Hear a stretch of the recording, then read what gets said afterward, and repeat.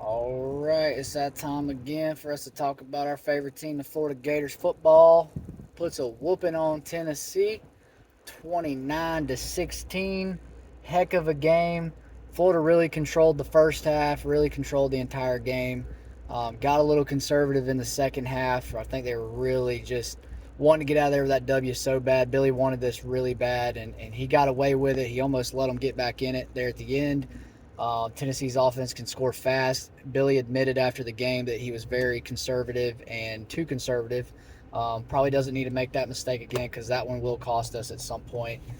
Doing that kind of going into a shell, Will Muschamp like, and hand the ball off a bunch of times. Just can't do that. But again, huge victory, huge momentum builder for the program, for Billy. Um, if he keeps, here's my opinion. Graham Mertz is solid. I was way off on Graham Mertz. I don't want to say way off. I was very off on what I thought he would be at Florida. He has exceeded my expectations. I'm a Mertz guy now. I love the guy. He's a game manager. He's not. I mean, the stat line's very pedestrian. 166 yards, a touchdown, but no passing touchdowns. Um, I mean, solid numbers. He manages the offense well, gets us in and out of checks, makes his reads right, doesn't hit a lot of downfield throws, a lot of quick passes. That's why his completion percentage is so high. Has more to do with that than anything else. But some of those throws were NFL throws in that Tennessee game, and that was just Mertz. That wasn't Billy's offense. That wasn't Billy's system or scheme. That was just Mertz making miraculous, precision strikes to the sideline, to Khalil Jackson, the toe touch. I mean, that was elite throws right there. Elite playmaking ability. On the run too. He's very good to his right. Gator Nation podcast has covered that extensively on his film. They say the same thing. Good game manager, solid quarterback. I do think there was better takes out there in the portal. There were better quarterbacks that couldn't get in for this reason or the other. But I will eat my crow on Graham Mertz. I was way off on what I thought he would be. Now it's a long season to go. Can he maintain this? I sure hope so. I love what I'm seeing from him. I'm completely sold and bought in on the kid.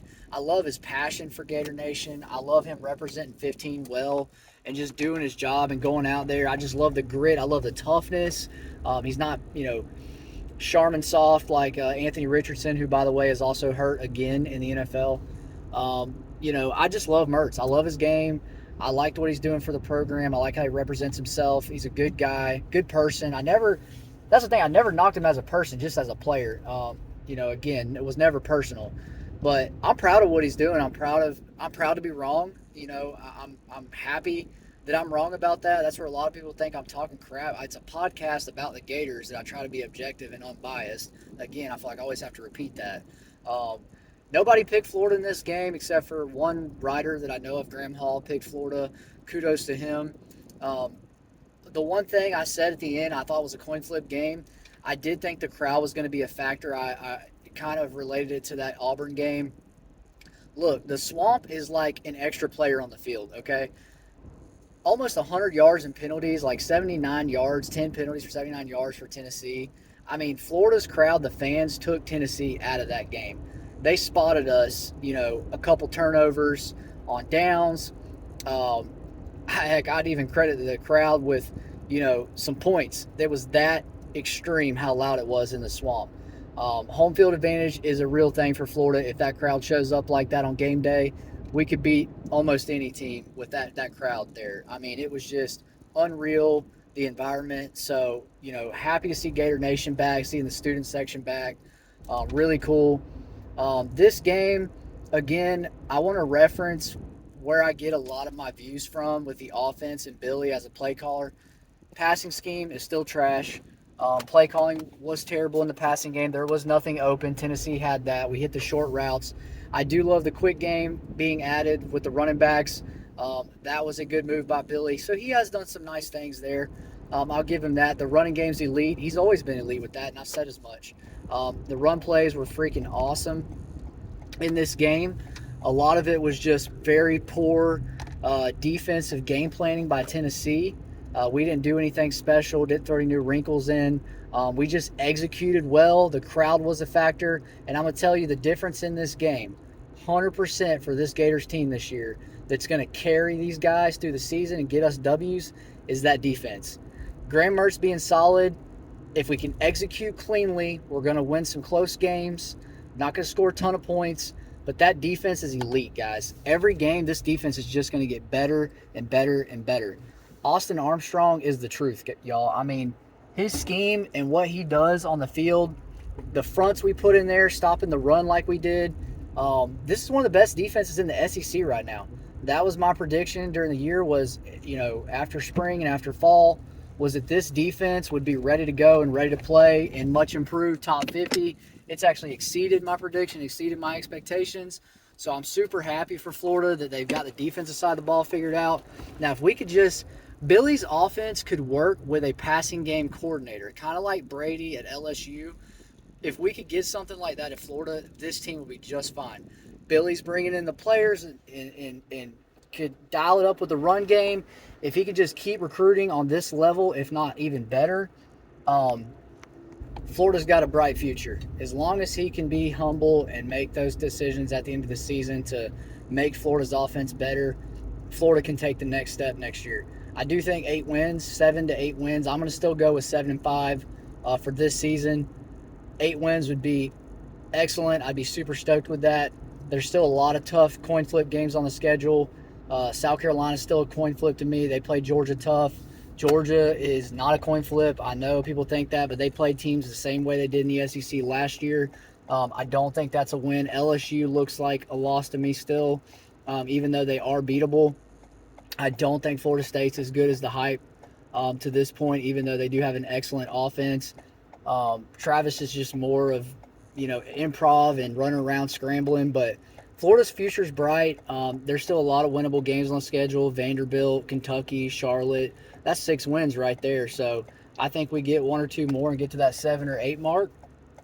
And heck, if the defense keeps getting better, if Billy could ever just add a few more wrinkles in there. I mean, you see what his offense can do with playmakers, with more talent. I mean, we just basically out-talented Tennessee with Trey Wilson, or Eugene Wilson, third they call him Trey. Him touching the ball, clavicle bruised, he'll be out for a few weeks. That's what you worry about with him, undersized guy. If he can just avoid the injury bug and continue to improve, that kid's going to be elite for us. If we can get him back for Kentucky, I think we can beat Kentucky at Kentucky. Without him, it's going to be a struggle.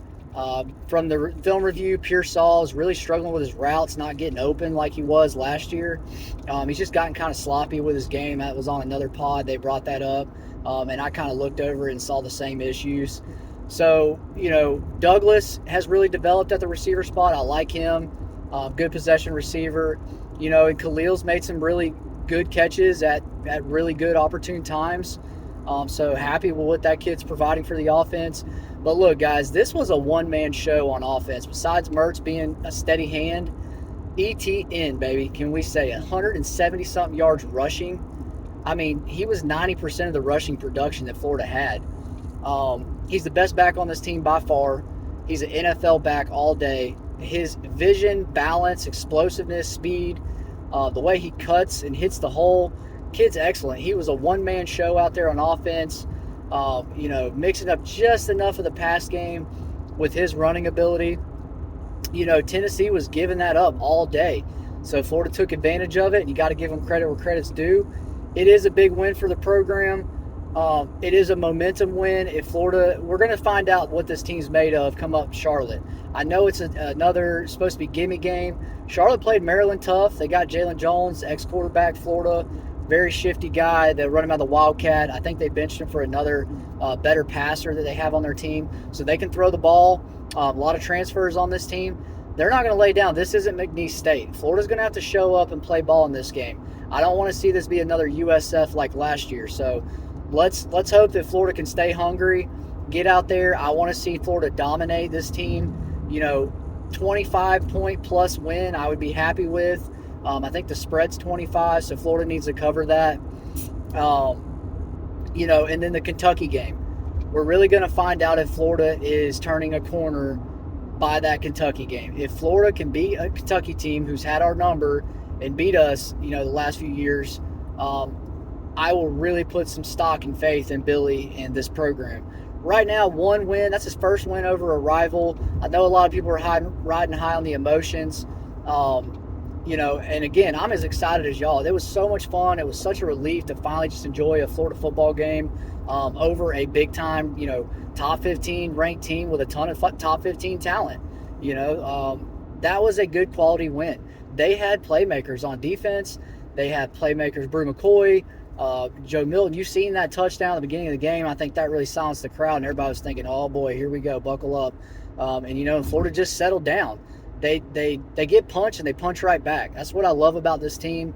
So again, I'm just super happy with the guys, in the development on defense. Scooby, I mean, what a stud! Kids run around, just flying around, tackling guys. Making the right reads on defense. Run fit, filling his gaps. Linebackers are just excellent. Shamar James, again, the general of the defense.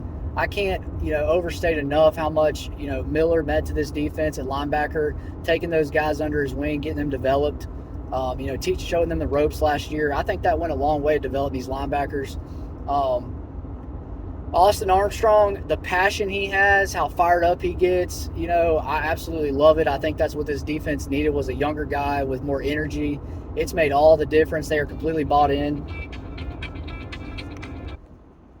So anyway, guys, sorry about that. The team, though, as a whole is so bought in. I love it. They never quit fighting. I love the end of the game. I even like the scrappiness of the team. I'm all about that. I love that edge they got. Mazuka getting out there with his hands up, trying to box somebody was just hilarious for me. And you guys see what happens when you don't have a passing game. Look at Alabama. They've always had a good quarterback. They've had big receivers. They can't throw the ball to save their life right now. Alabama's in trouble. The SEC as a whole looks really weak this year, really down, which I think is good for Florida. This is their chance. This is an opportunity for them to get some good quality wins. And this makes me feel like 8 wins is even that much more possible because of how down the SEC is. They are super sus. I mean, you got Alabama, who looks terrible. Vanderbilt's very beatable. Lost to UNLV. Kentucky's very beatable. Their quarterback situation looks worse than ours. So again, eat my crow right there. I'm love me some Mertz, and I gotta take my lumps for it. But again, the SEC as a whole looks really down. I think Florida's got a shot to get these 8 wins here, carry massive momentum into the postseason. Win a big bowl game, again, which I think is very doable with this squad. So possibly even 9 wins with the bowl game, depending on who we get matched up with. But right now, love what I saw in that Tennessee game. There's still the same issues. Special teams, Couch, the coordinator there, definitely needs to be fired, or some changes need to be made at special teams. Trey Smack needs to be the kicker, much bigger leg. It's just pathetic that every game we've had 3, 4, 5 different detrimental mistakes. That is going to cost us, guys, in a game this season. I can see it now. It will cost us a game or make a game closer than it should be because of special teams. Shank punts, missed field goals, missed PATs. I mean, just penalties everywhere on special teams. That is unexcusable at this level to be that bad. That's one thing about not having a special team coordinator that really costs you. No other team does it except for Florida that I know of, and that needs to change. Same thing with the OC and or a passing game coordinator, because the offense can work. There is teams that run this pro-style offense in the NFL. It's more complex. Matter of fact, if you guys want to go look at an offense that ours could look like at an elite level, go look at Miami with Tua. With what the motions that they ran, how we run that motion with Pearsall and Trey Wilson. Go look at that, and that is what Florida could be, with somebody that could put their head together with Billy and really come up with some creative ideas. But yeah, that's my thoughts on the win. Really happy and excited about it. I'm just gonna live in this win, live in the moment for a couple weeks, get ready for a Charlotte game that should be a comfy win, and not get too high, not get too low on everything with the Gators. But again, just celebrate it. Happy for all the Gator fans out there. Let's enjoy this one and get ready for next week. Go Gators.